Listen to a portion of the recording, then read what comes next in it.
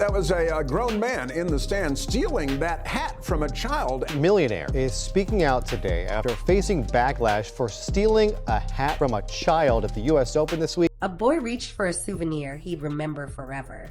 A grown man reached faster. In the space of a heartbeat, a gift turned into a scandal, and a quiet fan moment at the U.S. Open exploded into the kind of clip nobody can stop replaying. What you're about to hear isn't just a hat changing hands, it's a reputation changing in real time. Well, the tennis player did ask for the kid to be found. The kid was found, and as I understand it, he brought the kid in and made the kid whole. The scene looked simple. Polish tennis pro Kamil Majchrzak had just beaten a top opponent and stepped toward the rail. He raised his cap, aimed it at a kid in the front rows, Brock, who'd been stretching on tiptoes for a glimpse. Then a man leaned in from the side, pinched the brim, and tucked the cap away.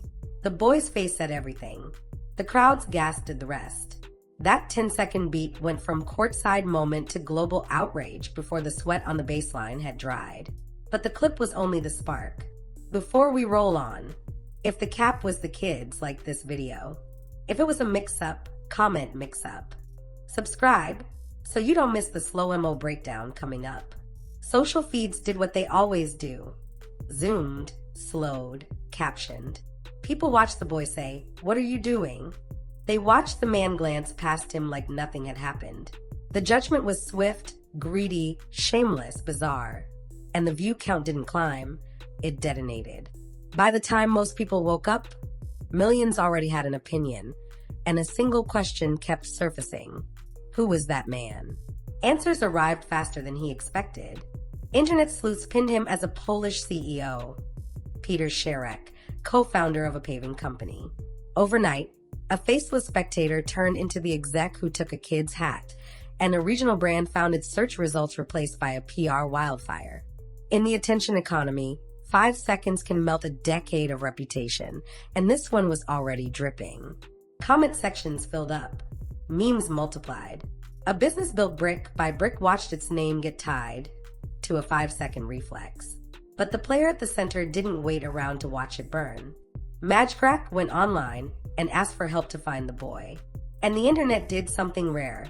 It helped fix what it broke.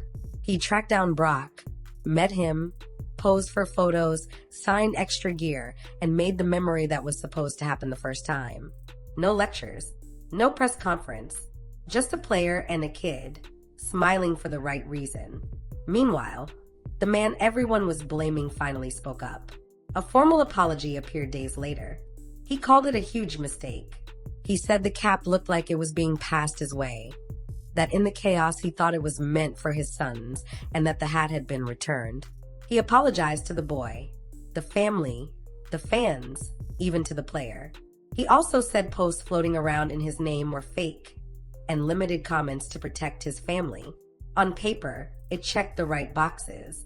Online, it landed like a shrug because viewers weren't arguing about the grammar of his apology. They were replaying the clip. Here's the tension everyone felt but didn't have to say out loud. The video put the audience in the front row, while the statement asked them to stand way in the back. On screen, the moment plays in crisp, unforgiving detail. The reach, the pinch at the brim, the way a grown man's hand closes around a souvenir that wasn't meant for him, and the kid's reflexive pullback. You don't need subtitles for that. Viewers read it in a split second and filed it under one word: choice. The apology tried to reframe everything as noise. A crowded aisle, excited fans, a player moving fast, a dad thinking of his sons. It's the kind of explanation that works when there isn't a camera. But the camera existed, and it remembered everything. Online, people slowed the footage, watched body posture, eye line, grip pressure, even micro pauses. There's also the problem of instinct. In situations like this, viewers don't debate the dictionary definition of mistake. They watch instincts unfold.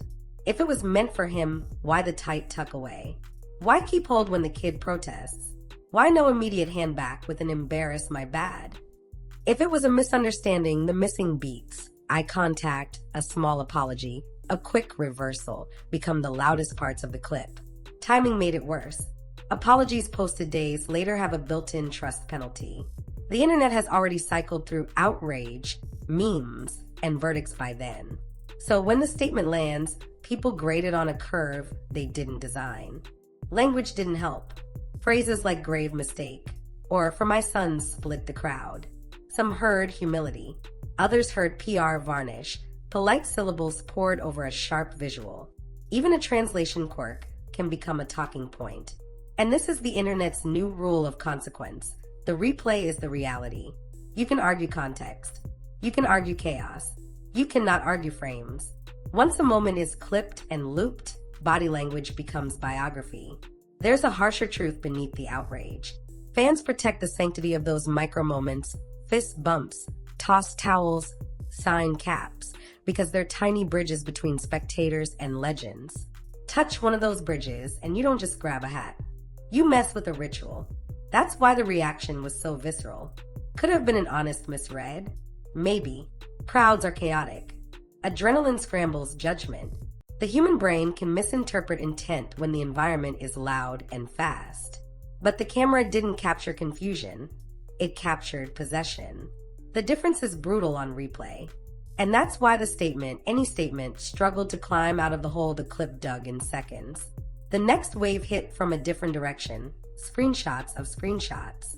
Quote cards with grainy fonts. Cropped posts with no source link. Threads repeating lines that sounded perfectly engineered to inflame. Taunts at the kid. Warnings to critics. Alleged legal chest thumping. None of it needed proof to travel. It just needed people already angry enough to believe it.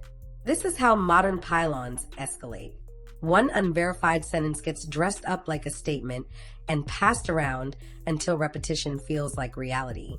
A watermark here, a logo there, maybe an alleged inside source, and boom, the line solidifies in the public mind. By the time denials appear, the cycle has moved on. Screenshots don't apologize. They circulate. To be clear, denials matter. When someone says, that wasn't me, that wasn't my wife, that wasn't my lawyer, it should reset the conversation. But outrage isn't a courtroom, it's a current. And currents don't pause for cross-examination. Even when responsible voices flag those claims as unconfirmed, it can't pull the fangs out once they're everywhere. The meme economy has already collected its clicks. Add translation drift to the mess. When statements cross languages, a single literal word can land weird and spark fresh confusion. Hurt versus injured. Mistake versus misconduct. A clumsy phrase turns into a personality test. Is this a genuine cultural slip or a subtle dodge? Most people don't audit language nuance. They just feel the mismatch and move on, with a worse opinion than before. Then comes identity splash damage. When names sound similar or companies share a root word, crossfire happens. People flood the wrong profiles. Unrelated businesses get one-star reviews from folks who didn't read past the first line. That's the cost of the outrage algorithm. It rewards speed over precision. A Ms. tag here, a Ms. mention there, and strangers wake up to a storm they didn't start and can't explain away in a comment box. Locking comments, which might be the same move for family safety, only looks suspicious online. It reads as avoiding accountability, even if it's actually protecting kids. The internet's lizard brain wants open gates. Say something, answer me, respond now, and when the gates close, the Streisand effect kicks in. Curiosity spikes. People assume the worst, fill in blanks with fiction, and the fiction sticks because it's more interesting than any careful paragraph could ever be. There's also the search engine effect. One flashpoint and a name gets glued to a single phrase in the box. Articles, reaction videos, parodies, they stack up. Even if corrections surface, they rank lower, arrive later, and get fewer clicks. Reputation isn't a fair fight, it's a gravity well. The first viral frame decides which direction everything falls. And this is where the story widens beyond one hat and one aisle. It's about how reputations now live inside ecosystems of clips, captions, and copycats. One person misreads a moment. Another misreads a post. By the time the truth catches up, the narrative has calcified. It doesn't matter whether you meant well, or whether you've done years of charity, or whether your apology used all the right words. In the public feed, you are the moment people remember, plus the worst rumor they preferred to believe. Majchrzak kept playing, briefly, before retiring from the event due to injury. The hat found its way back to Brock. The apology was posted, but the label, the guy who took a kid's cap, stuck. Business columns turned the moment into a case study. In an arena filled with lenses, fan etiquette isn't optional, and executives live in public whether they like it or not. One reflex can eclipse a resume, and one 5-second grab can haunt a company's search results for months. That's the tax of being visible now. It also exposed how fragile the bridge is between success and sympathy.